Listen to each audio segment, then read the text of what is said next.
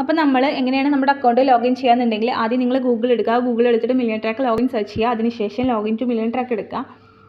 Okay, ഇവിടെ നിങ്ങൾ നിങ്ങളുടെ മെൻറ്റർക്ക് കൊടുത്തിട്ടുള്ള ആ ഒരു മെയിൽ ഐ ഡി മെൻറ്റർ നിങ്ങൾക്ക് തന്നിട്ടുള്ള ആ ഒരു പാസ്വേഡും വെച്ചിട്ട് ലോഗിൻ ചെയ്യുക. നിങ്ങൾ കറക്റ്റ് മെയിൽ ഐ ഡിയും കറക്റ്റ് പാസ്വേഡും കൊടുത്തിട്ട് ലോഗിൻ ചെയ്യണേ. ഇപ്പോൾ ലോഗിൻ ആയിട്ടുണ്ട്. അപ്പോൾ അത്രേ ഉള്ളൂ ലോഗിൻ പ്രോസസ്സ്.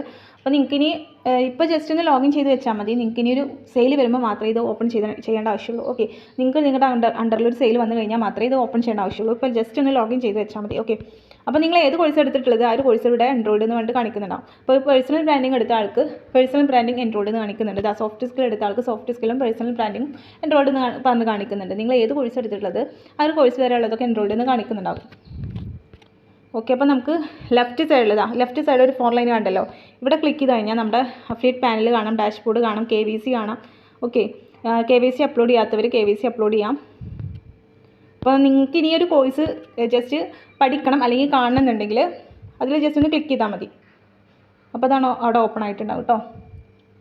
ഓക്കെ, ഇപ്പോൾ ഏത് കണ്ടൻറ്റാണ് ഇതിൽ വേണ്ടതെന്നുണ്ടെങ്കിൽ ആ കണ്ടൻറ്റ് ജസ്റ്റ് ക്ലിക്ക് ചെയ്യാം. ഓക്കെ, ഇത് ഓപ്പൺ ആയിട്ടുണ്ട്. ഇതിലിതാ ലെക്ചർ വീഡിയോ കുറേ വീഡിയോസ് ഉണ്ട്. നിങ്ങൾക്ക് ഏത് വീഡിയോ വേണ്ടത് ആ ഒരു വീഡിയോ ഓപ്പൺ ആക്കിയാൽ മതി കേട്ടോ. അപ്പോൾ അത്രയുള്ളൂ ലോഗിൻ പ്രോസസ്സ്.